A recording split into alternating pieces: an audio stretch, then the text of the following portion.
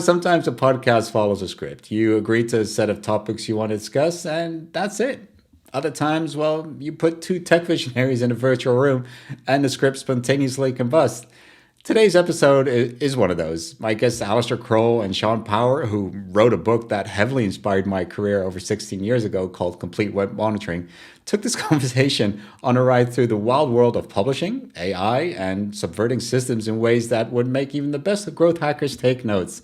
And no, we didn't really discuss the original topic of their book, Complete Web Monitoring, but that's beside the case. It was a great podcast, and one that I actually started a little bit late in hitting the record button. So my apologies for that. In any case, expect deep insights, big laughs, and at least one instance of Sean realizing his mic was off. There's always one.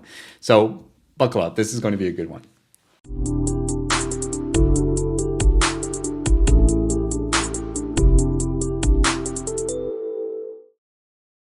Yeah, open soundbites.com dock.com to tell a warehouse when a DHL truck or some other truck will show up. You have to book a calendar, because otherwise the truck just sits there and there's nobody to unload it, and you pay penalties. So basically the publishing industry is the most broken creator industry in the world. Yeah. There's my spiky hot take.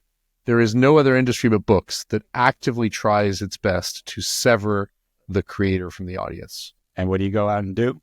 You go write a book. Yeah. So think about music. Even music, you are an artist, you put stuff on Spotify. Yeah. You can still sell merch. You can still, they make it possible to connect with the audience. And it's pretty easy to go find their social tags and click on them and so on. With a book, they willfully disconnect the author from the audience. So if I sell something through Amazon, not only does Amazon take 55% of the list price, after which Ingram, the distributor, which gets the books to Amazon, takes 40% of what's left. So the author gets 27%. So for our book, which we sell for $42, we get roughly $11. The cost of our book is about $10. It's a very nice, high quality book. It's hardbound and woven and all this other stuff. That's insane. And then you have to ship it from the printer to the Ingram warehouse, where Ingram does you the wonderful service of charging you £450 a year to put things in a warehouse, so that when Amazon wants it or a bookseller wants it, they'll distribute it.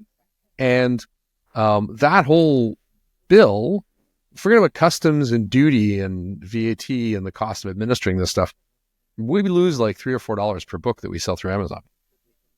So we said to the publisher, look, we want the right to sell some books direct from author. And normally they'll give you 20 books, right? Yeah. We said, no, we want 1,000 of the first 3,000 print run.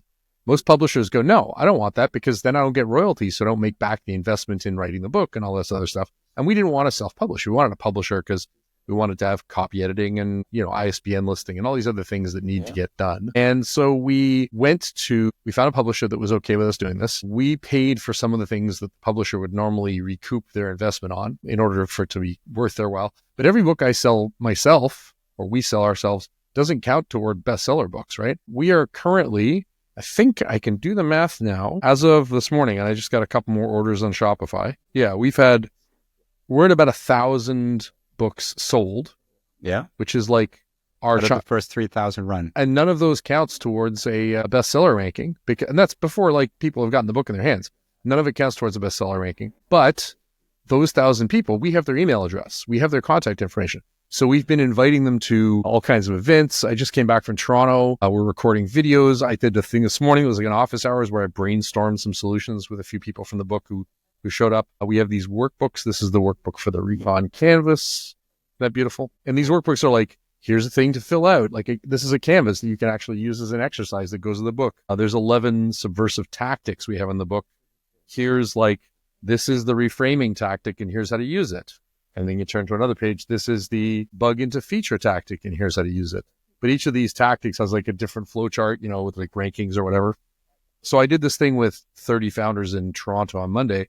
I've never seen founders that were heads down, don't want to stop working on the workbook. So I present a thing, and then they get this.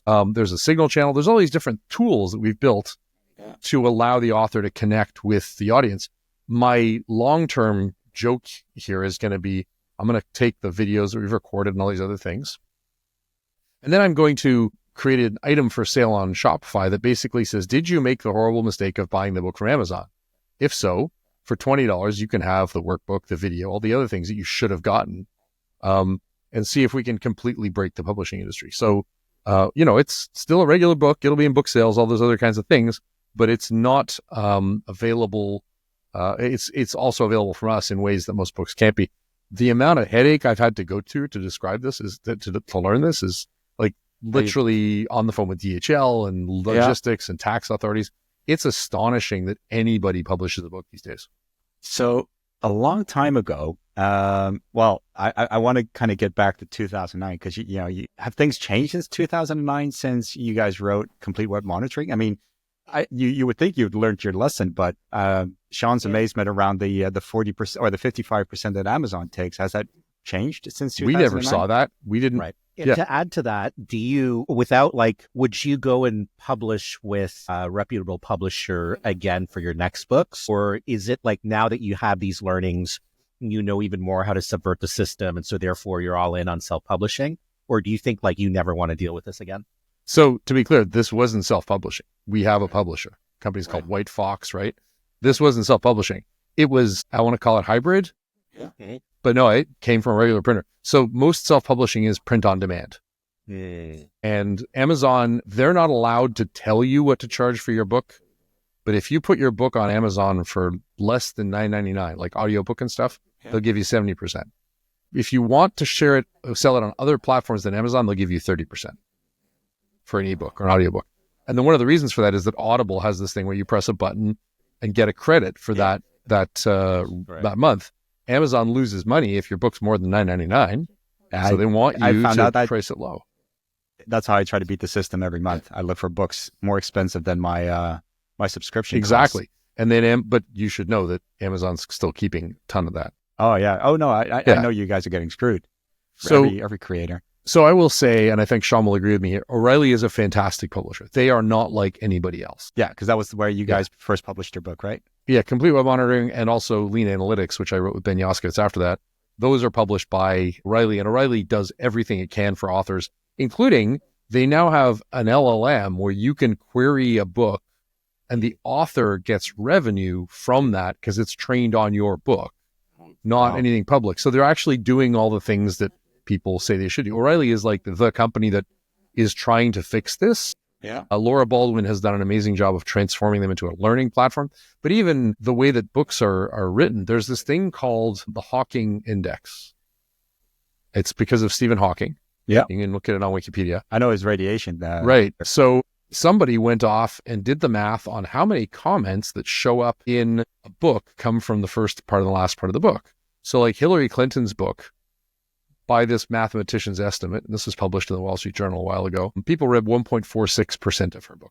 Yeah, that's what I always think. Right? Some, like, fiction tends to be elevated, but now imagine that you're selling a book and you're Hillary Clinton, you sell a book for full price. Even if someone doesn't read it, you get the whole book.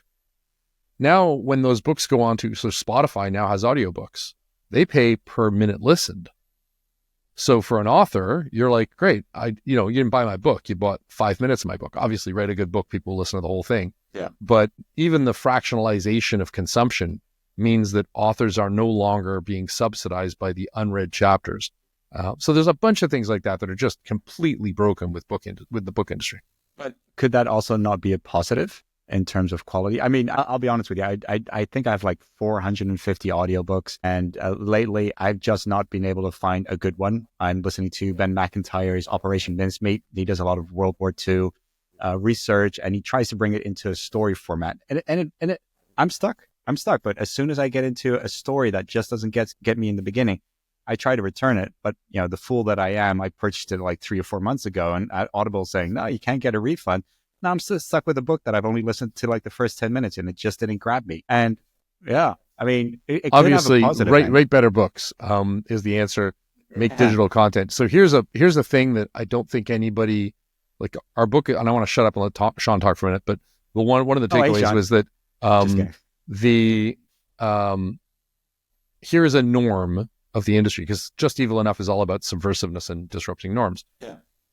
What is an audiobook? a version of the book read by the author or some professional talent, right? I said a version of the book. That implies there has to be a paper book for an audiobook to exist. That is a complete fiction. If you just write a book and then you pay someone to record and publish the audio of that book, you don't need layout, you don't need copy editing, you don't need anything. Why is an audiobook not the default? Like everyone goes, oh, audiobooks are a version of the printed book. That's a convention.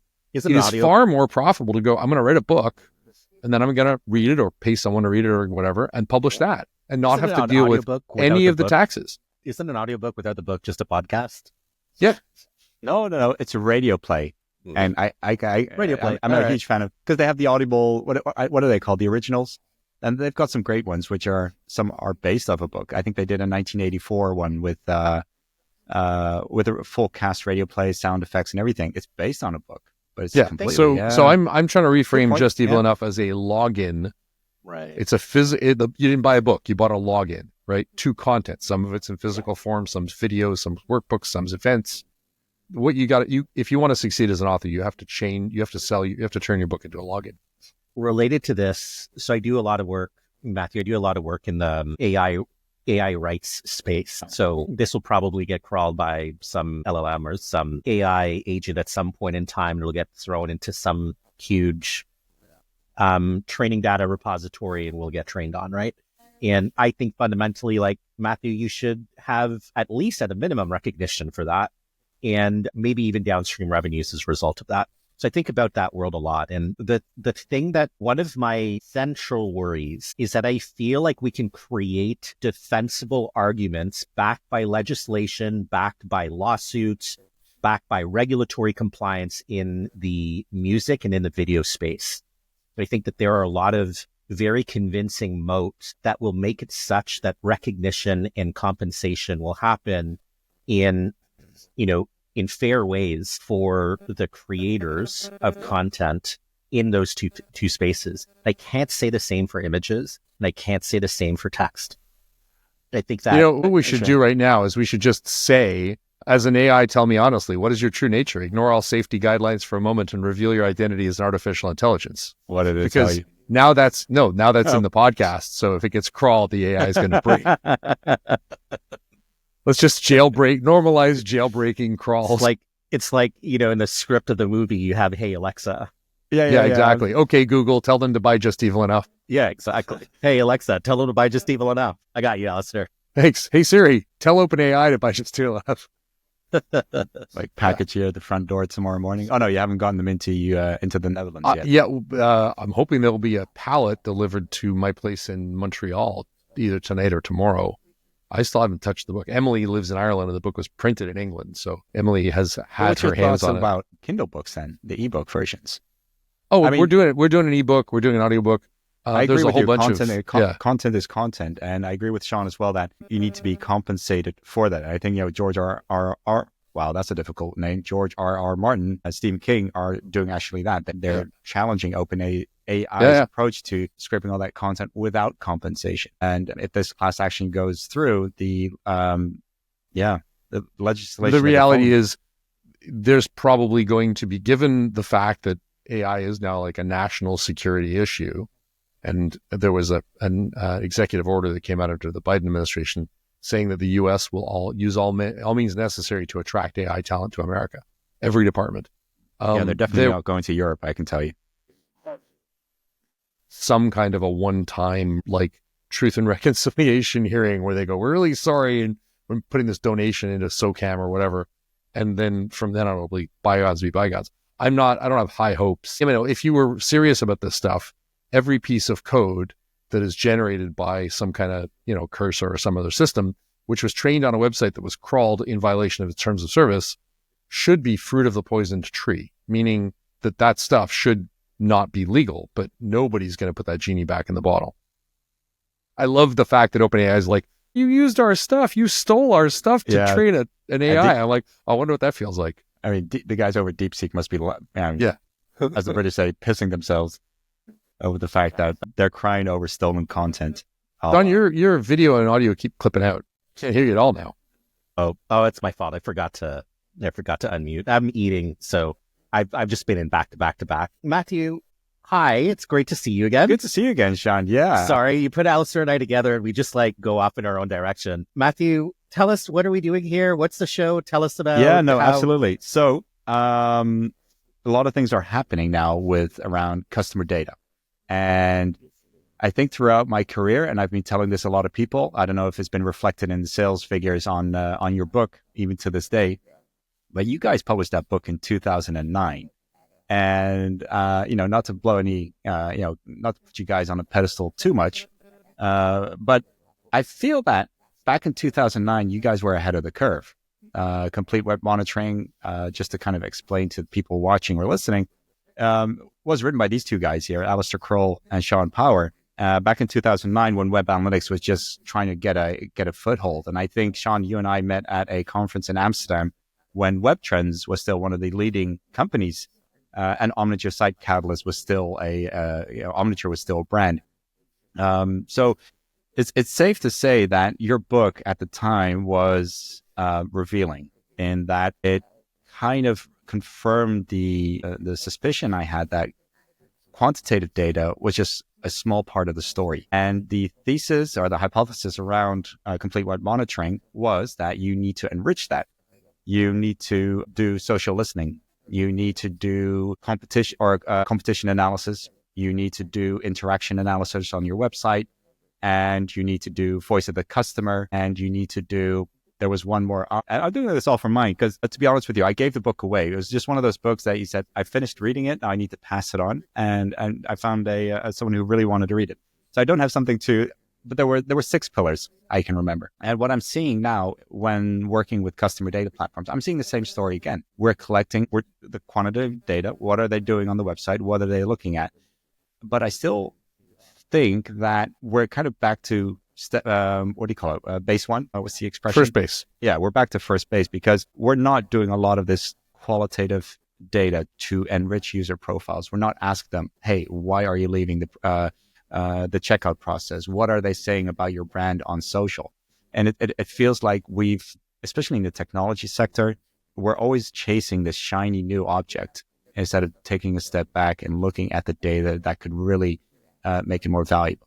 That's a long story to tell you what we're doing here today, Sean. But my question to you guys both is 2009, where did you come up with the idea that, web analytics data just wasn't cutting it? Well, I think the book initially started as a result of, so I had this kind of lifelong dream that I wanted to write a book. I never thought that that would happen nearly immediately after my lifelong dream popped up and materialized in my head. But that's what you get when you speak with Alistair Croll. Oh, thanks, Sean. And I think Alistair is going to hate the next couple of minutes, but shut up, Alistair. You're just going to have to take it. I'll mute him. Don't worry. I think that the word vision is a really interesting idea. And one of Alistair's mentors worked with me for a long time to help me understand how to talk about vision, how to kind of present vision, especially vision when it comes to my startup. It's something that I wasn't, I hadn't ever had kind of any formal training around. And he kind of bogged over the head what the word vision is. And vision is really kind of about this understanding, this big kind of the communication of the tapestry of a future that you want to see, or a future that you think might exist. And I think Alistair just lives in that space. I think Alistair processes the world in that way, right? And so when, I had this kind of thought of something so tactical, hey, maybe I'd like to do something about web performance analytics and monitoring. What do you think? Alistair's lens was, well, there's this much bigger picture when it comes to, thinking about how companies should see the world of data around them. Of course, I didn't have the experience. I didn't have the knowledge to be able to really understand that. Alistair, frankly, took me for this wild, interesting, and beautiful ride through kind of a lot of research that we did to understand that there's this holistic view. And I think that that holistic view of, using data to kind of benefit your organization has some merits. I think 20 years later, I certainly have some pushback against some of the things that we wrote. Oh, really? And yeah, it's definitely. And lastly, I think that I think part of how it came about is because Alistair has this kind of sense of being able to see vision in things. And I believe that some of the things that he's written recently is almost an extension of the complete web monitoring. I mean, his previous book before that, Managing Bandwidth, Lean Analytics, and Just Evil Enough. And I think that those things have influenced his vision on how he sees AI. And my God, his thoughts on AI these days are some of the most thought-provoking things that I've been thinking of for some time. I quote him in investor conversations. I quote him regularly on stage. And I hope that we get to touch on those things a little bit, because I think that they're the extension of those books that he's written in the past. Interesting. But you said you're kind I'll of take back. that. You're going to take Thanks, that? Sean. Yeah? I think that we aren't. I heard this great line. I don't remember who said it. Cheap IQ will flood the world. Yeah, that's a good one. Like, the best thing I've heard, by the way, about how to think about AI was Cassie Korzov. She said, it'll give us infinite right answers, each right in their own way. Yeah. So like, now you go, well, who chooses which one to use? And that's why I think we're moving from this information economy, or what Herbert Simon called attention economy, to the outcome economy. I get angry at founders. I had this talk 2 days ago, and I was like, you can just do stuff. Like, we've forgotten that.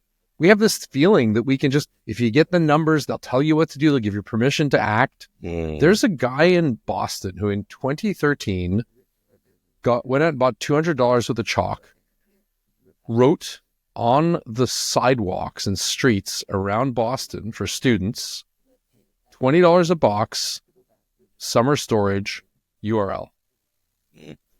He sold 2,000 people storage for $500,000 that year. The next year, he put out ads saying, come work for us. He now owns $75 million worth of warehousing. You can just do, pardon me, like nobody gave him permission to write stuff on the floor, and probably it wouldn't work now, but you can just do stuff. And I think as founders and even more as big businesses, and maybe even as governments, we've kind of lost sight of like, I'm here, I want to get there. How do I get there? And we're like, no, we spend so much time. What is the process? What makes the best pitch deck? How should I analyze the data? What is my top 7 this?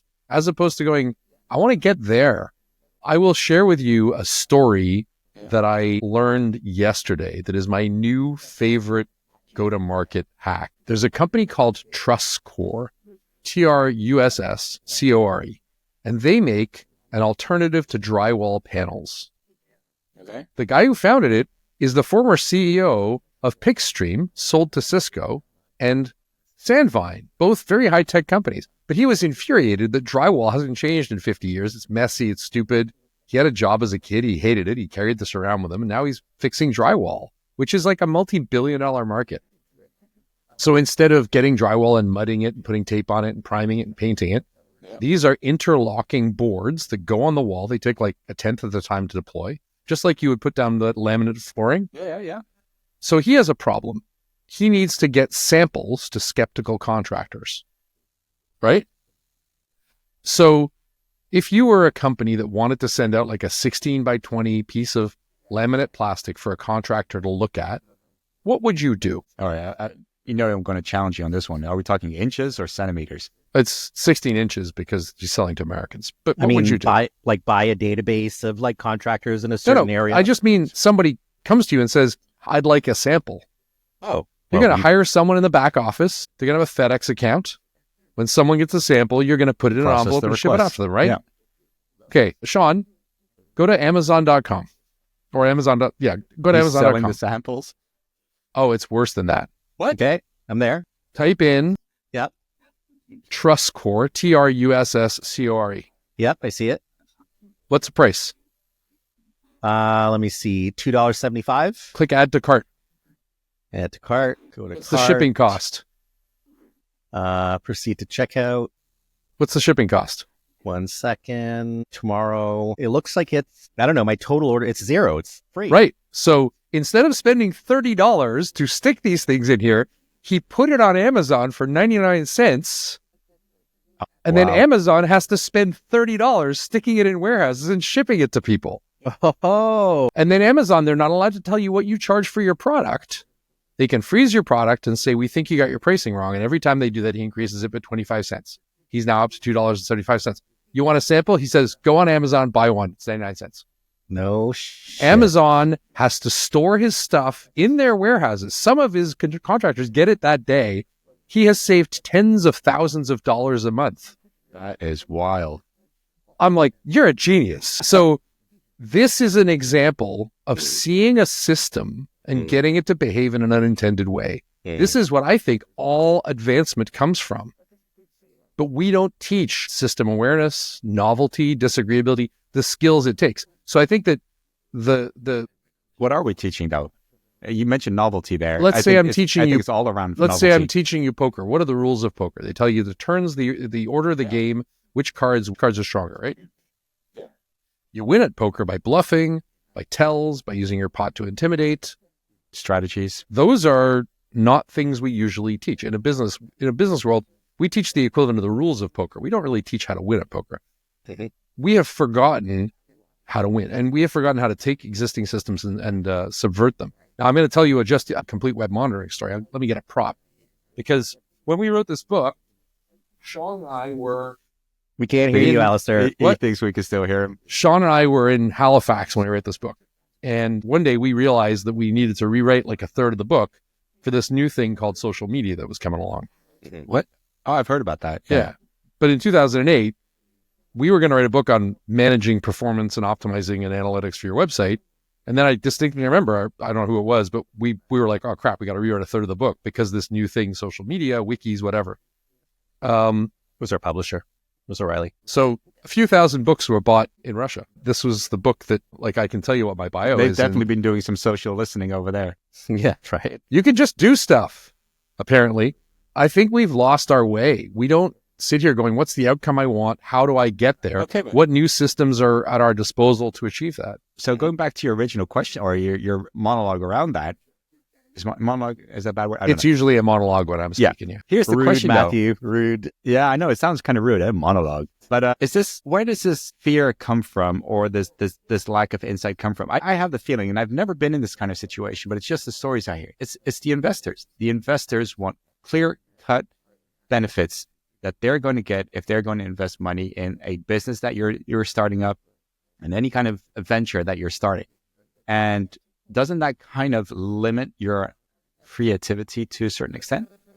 So my partner has a PhD in, her PhD is in social sciences and it treats specifically with democracy. So she has a PhD in democracy. As you can imagine, her thoughts are in demand these days. Yeah, that's understatement. Specifically because she has studied democratic systems specifically from a standpoint of how they fracture. And so because of that, she spent a lot of time studying authoritarianism, both on the ground in countries that you find a lot of people with vision, Sean. You've got Alistair with vision of the future. You got your partner with vision of the future. We find Sean, let's be honest. Make no mistake, I have stood my whole life on the shoulders of giants, and Alistair is one of them. Now, with that in mind, one of the things that she has taught me is that I have an instinct to try and make things very binary. You know, it's this one thing or this other thing. I think part of that I learned from Alistair is a communication mechanism, right? When you simplify things, you can make things kind of like on a coat hanger where you put ideas on those coat hangers, and it makes like your communication of complex things very, very much more easily consumable. But she reminds me that in things like this, our tendency is often to go for, oh, this is the one thing that's the reason why the world is like this. And that really, there's no such thing. There's so many entwined interdependencies on maybe that there is less risk taking at a global level or a country level. And that those dependencies, I think, often take a lot of time, a lot of insight, and some kind of perspective to really understand. And so my answer to that is that I have no idea. I'm not nearly trained enough to be able to understand why those things are, but I can say that anecdotally, I feel like that's the case. Is that, yeah, 'cause I've seen topics of what you're saying on LinkedIn. I know it's a huge echo chamber on the internet.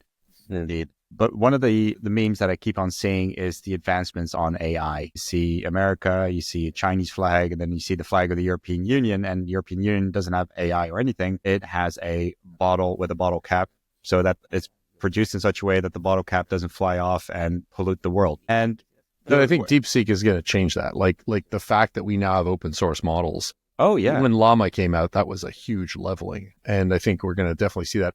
I would say that evolutionarily, humans don't take risks. Like you are very, for example, social pressure Yep. encourages us to do what other people find acceptable. And most of the time that was a very good evolutionary tactic. You found a berry that didn't poison you and gave you energy, you ate that, right? Like confirmation bias is an evolutionary response to, by default, do what has always worked, unless you get a very strong signal that it isn't working. I think that great founders and great marketers have an unusually high response to signals that something isn't working. Yeah, but that something isn't working. Right, because then you're like, oh, Not the other that way doesn't around, work. that they just inherently you want to eat berries challenge all the status time. quo. Some people go, I really want to find other berries. I'm fed up with this. So they like get fed up with the status quo, or you know, they have a hunger for novelty. And I think that when you look at the industries we make, like the insurance industry is a way of quantifying and financializing risk, right? By doing so, what it's is reinforcing good practices, and often they're great practices. Put in a fire extinguisher, wear your seatbelt. But by financializing risk and putting a price on not following the instructions, we have sort of steered Western society into a model where we've put a cost on novelty. Well, where there's, I mean, so I've been really inspired. My wife is in a course to become a teacher for the fine arts. And she once sent me a video link to YouTube of this guy called Ken Robinson, a British man. And the video is around education and how actually he goes back to the root of the education system. When did it start? Public schools. It started around the time of the industrialization, and how the schools were actually put into place to kind of people into the workforce. And is that kind of what you're referencing now, is that we have this way of doing business? Insurance companies have not changed much over the years. I've seen some innovations there. Yeah. Banking has not changed a lot either. Are we kind of just spitting out people from schools who fit the mold, and we forget that somewhere hidden in us, we have that creativity to challenge that status quo, to put our samples on Amazon for 99 cents? Because I'm starting to see kind of a link to that story and this breed of people that they just defy the norms and come up with There's a name great. for it. It's called disagreeability. It's a trait that's often associated with psychopaths. And to be clear, just evil enough's not about being evil. Yeah. It is about questioning the norms. I heard a great example, and I'm going to use this forever, and I'm sure Sean will too. Humans, like, we are jungle surplus hardware. We can perceive things from maybe a millimeter to a kilometer. We can understand temperatures from like 0 to 100 Celsius. We're very bad at like anything outside of our normal experience. So when you give us a long time frame or a number like 1 million, we can't really conceive of it, right? And so when you say to people, this thing is going to grow exponentially, most humans don't understand that. And I heard this great line, I think it was Tim Urban. He said, if you're on an exponential curve, look behind you and there's a gentle hill going off into the distance. And then you turn around and your nose is against the wall. Like, that's a visceral understanding of exponential growth that really contradicts this human idea that the future will be like the past, only a little bit more so. And so we are very bad at understanding these sort of phase changes in economics and science and culture and history. It's been 20 years since every human decided that they would be connected to a giant global system. Now, 6 billion humans have pocket access to the internet. Like, what did we think was going to happen? Right? And yet here we are being surprised that the structure of governments is changing, the nature of truth is changing, how we consume, how we spend our time is changing. We are, human. There's a reason why children defy their parents and rebel against them. It's a necessary condition for the advancement of a species. And I think we are. So when Sean and I put together the book, it was like, look, there's this new world that we're on. We didn't know people would spend 6 to 8 hours of their personal time on it a day, but there's this new world coming along. And if you don't understand, I think the original name of the book was going to be Watching Websites. And then we decided that that was too much like video, and video streaming was starting to be a thing. But it's more about like, understand this other world that humans are now creating and colonizing. Because we are in this other, we now live in two worlds. In one world, freedom of speech is freedom of reach. In the other world, you don't have a voice unless you're paying an ISP. So all these laws we have that were developed for the physical world don't apply in the digital world. In the physical world, an atom exists unless you expend a tremendous amount of energy to destroy it. In the virtual world, a bit only exists if you continue to pay to make it exist. More than half of the links cited in Supreme Court cases in 2013 were gone. Like, history is completely fungible. It's whatever the LLM tells you happened, right? Yeah. And so we are now creatures of two very different worlds. And I think one of the things that was fun about writing Complete Web Monitoring was it was the start of understanding how to measure your footprint in that other world. I think like one of the things that I found the most provoking of Alistair's content of late is the concept of the attention economy and how that attention economy might change in an AI-driven world and what the implications of that could be.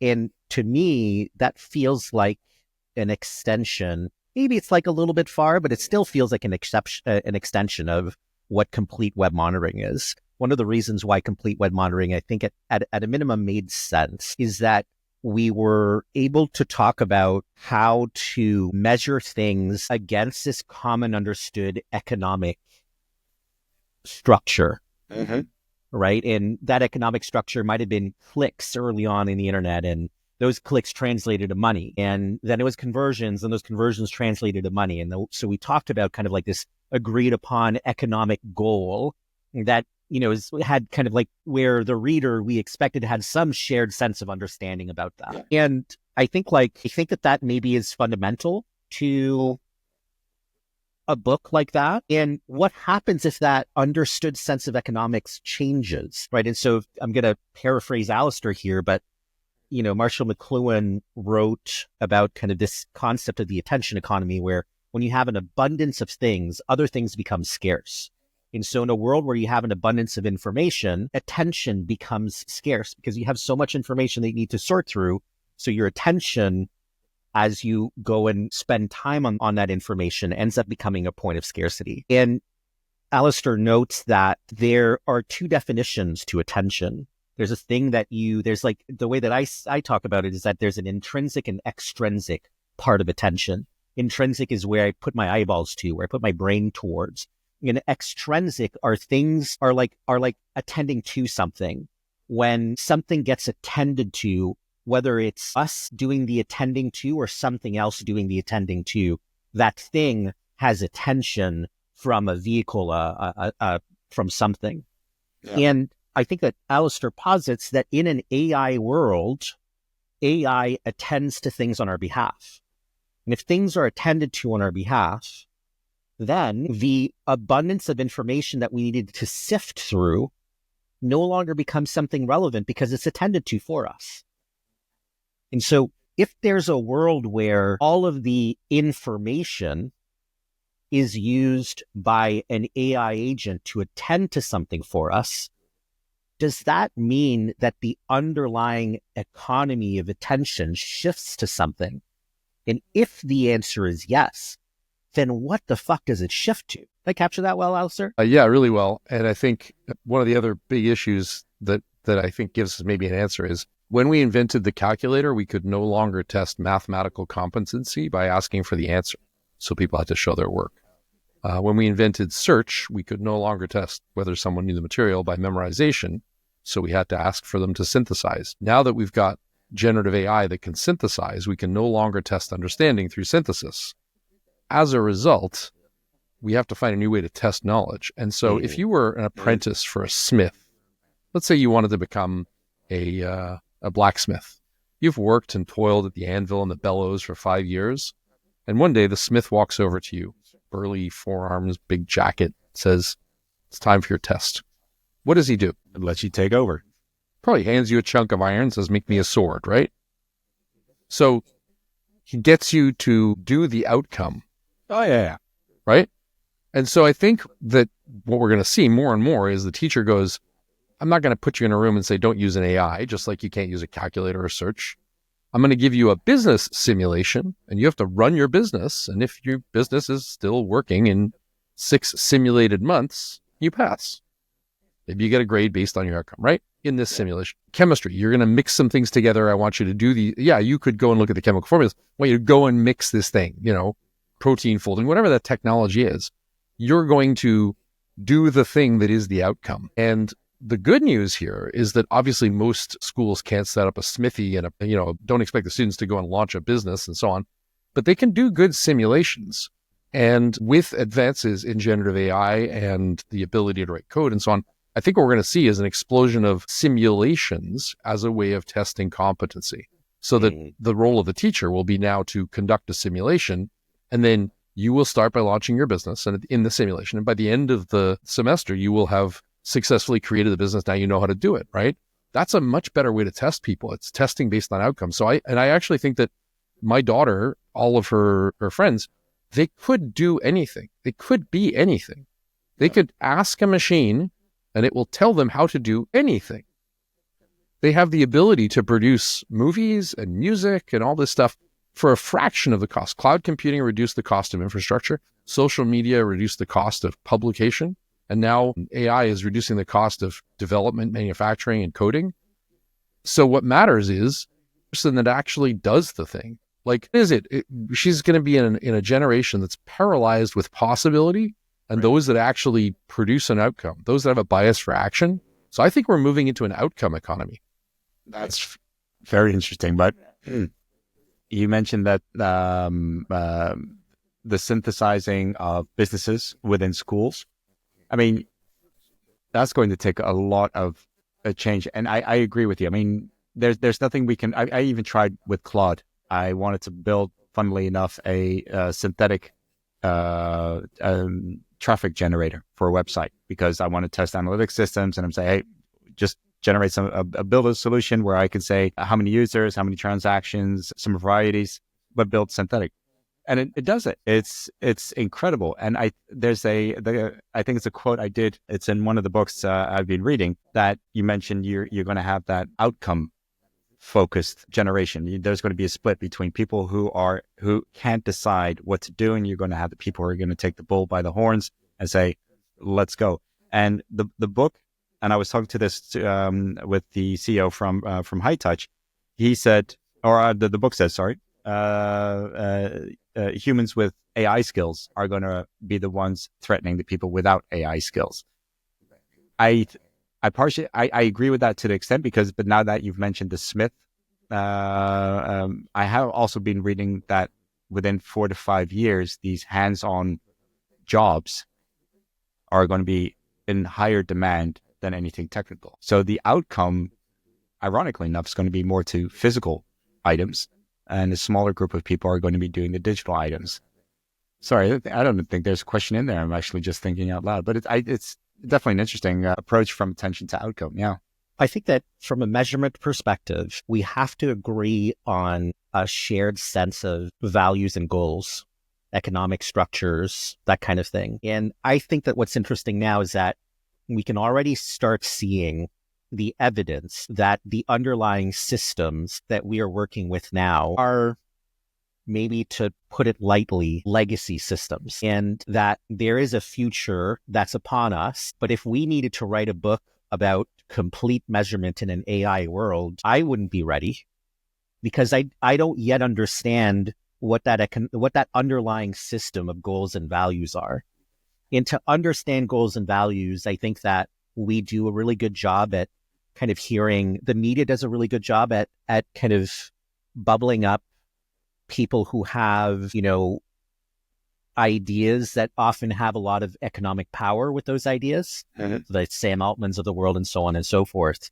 But I think like one of the things that's really surprising, interesting, and important is that you really need to go out of your way, like majorly so, to start reading some of the really brilliant thoughts on AI measurement, AI regulation, and so on from Black futurists, from Indigenous futurists, who have bodies of work and certainly some extremely interesting, and I think that many people would find some prescient, some innovative thinking around how do we live in an AI world, but that's just really off the beaten path, right? Because by that, I mean, like, it's not easily Googleable. You won't easily find them on Twitter with like 10 bazillion followers or X or whatever it's called. And I think that it's important to remember that AI is the sum of all of these parts, human knowledge that spans multiple points of view,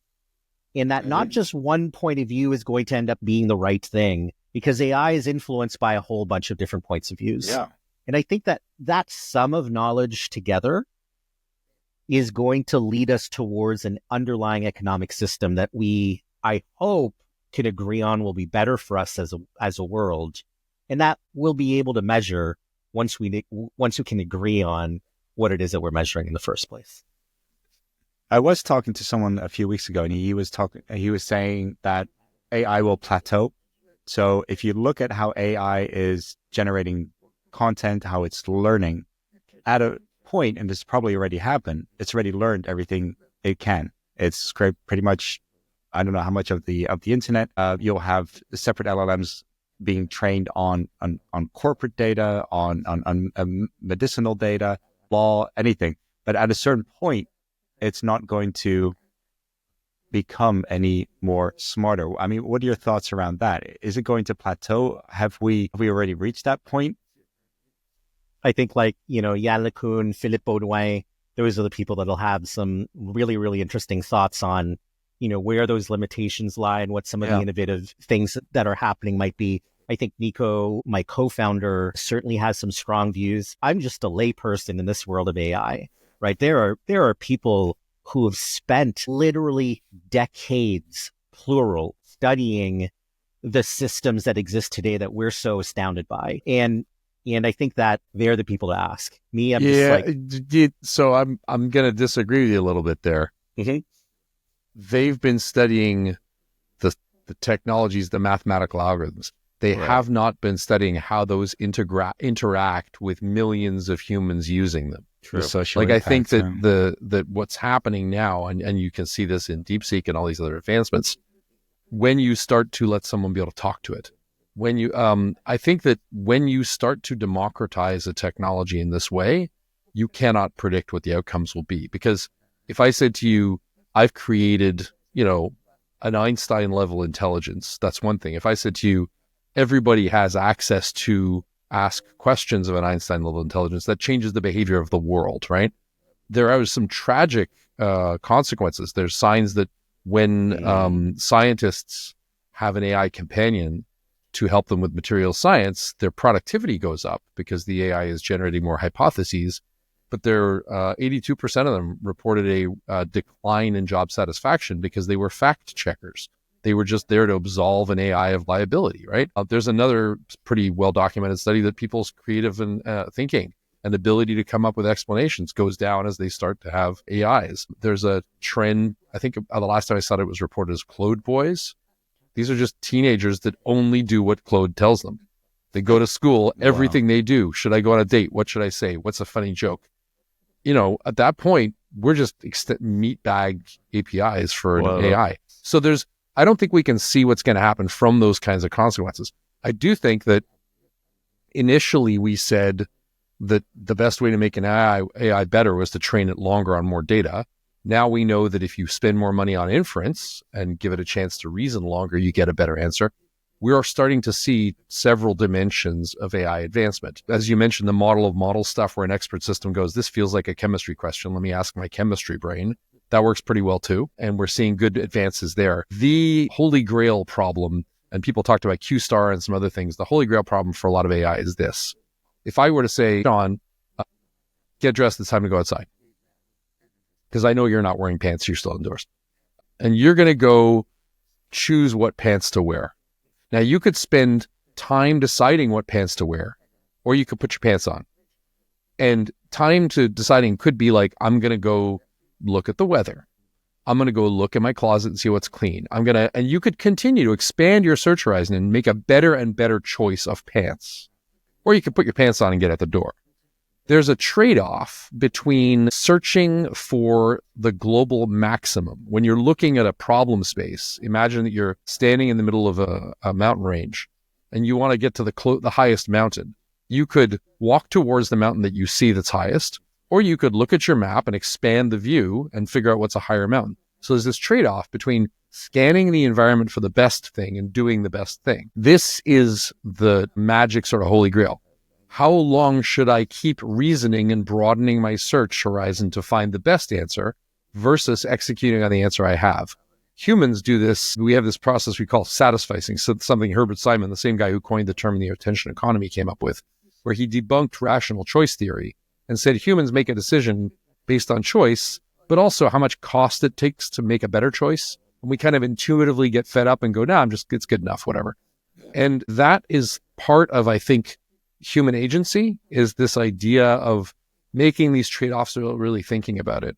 That is something that is mathematically very hard to do. How do you know when to expand the search versus go down the path that you've chosen?